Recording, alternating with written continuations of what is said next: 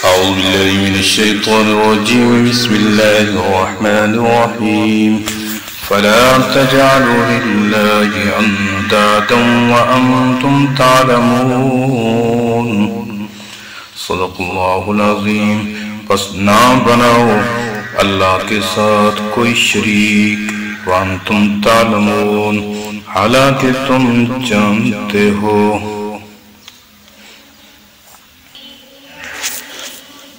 پہلے آفاقی نعمتوں کا ذکر فرمایا. غیروں کی غلامی سے نجات دلانے کے لیے اس آیت کے آخر میں حق تعالی شانہ نے ارشاد فرمایا فَلَا تَجْعَلُوا لِلَّهِ أَنْدَادًا وَأَنْتُمْ تَعْلَمُونَ. اب تو مت ٹھہراؤ اللہ کا مقابل، اللہ کا شریک، اور تم تو جانتے ہو. یعنی کہ جب تم نے یہ جان لیا کہ تم کو عدم سے وجود میں لانے والا تمہاری تربیت اور پرورش کے سارے سامان مہیا کر کے ایک قطرہ سے حسین و جمیل، ایک حساس اور عاقل انسان بنانے والا، تمہارے رہن سہن کے لیے زمین اور دوسری ضروریات کے لیے آسمان بنانے والا، آسمان سے پانی برسانے والا، پانی سے پھل اور پھل سے غذا مہیا کرنے والا اللہ حق تعالی شانہ کے سوا کوئی نہیں، تو عبادت اور بندگی کا مستحق دوسرا کون ہو سکتا ہے کہ اس کو خدا کا مقابل یا سہیم اور شریک ٹھہرایا جائے. اگر ذرا بھی غور کیا جائے تو اس جہان میں اس سے بڑھ کر کوئی ظلم اور بے وقوفی اور بے عقلی نہیں ہو سکتی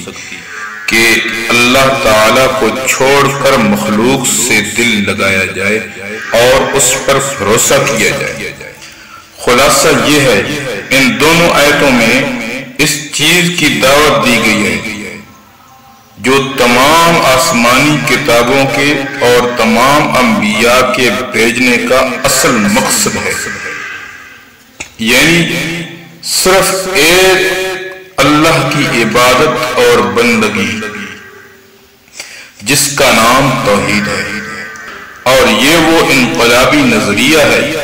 جو انسان کے تمام اعمال و احوال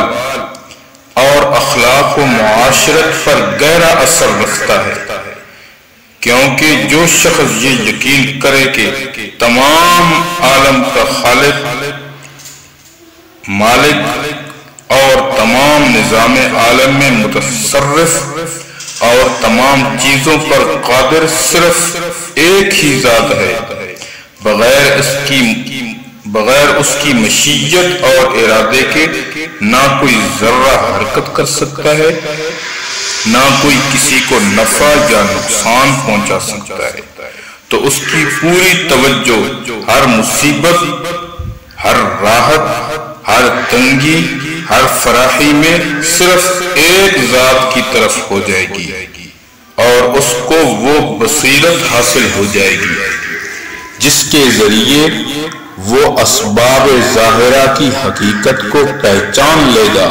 کہ یہ سلسلہ اسباب در حقیقت ایک پردہ ہے جس کے پیچھے دست قدرت کار فرما ہے. جس طرح کے برق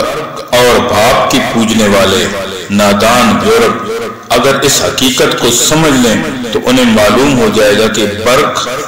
اور بھاپ سے آگے بھی کوئی حقیقت ہے. حقیقی پاور اور طاقت نہ برق میں ہے نہ بھاپ میں، بلکہ سب طاقتوں اور قوتوں کا سرچشمہ اسی ذات حق تعالی کے ہاتھ میں ہے جس نے یہ برق یعنی بجلی اور بھاپ پیدا کیے.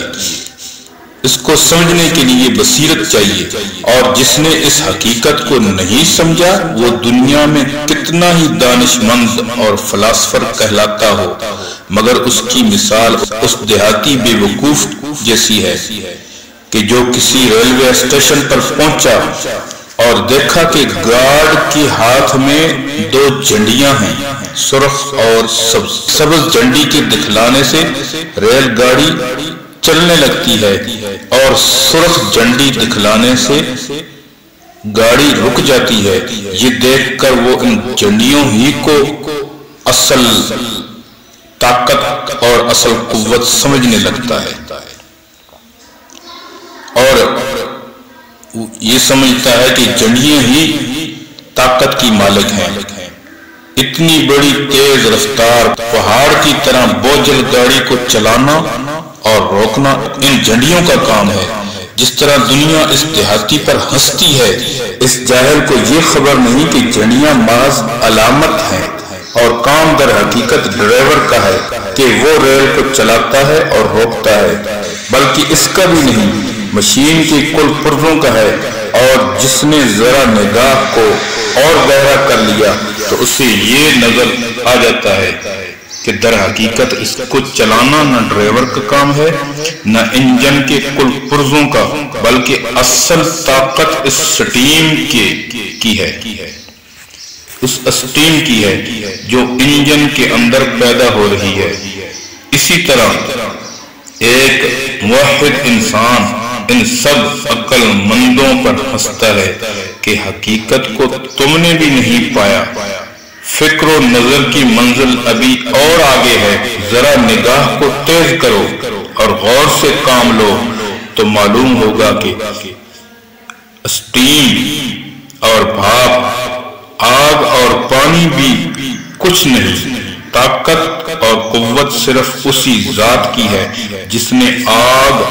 اور بھاپ کو پیدا فرمایا، اور اسی کی مشیت اور امر کے ماتحت یہ سب چیزیں اپنی ڈیوٹی ادا کر رہی ہیں۔ اللہ رب العزت سے دعا ہے کہ اللہ تعالی ہمیں کما حقہ توحید کو سمجھنے کی توفیق عطا فرمائے۔ وما علینا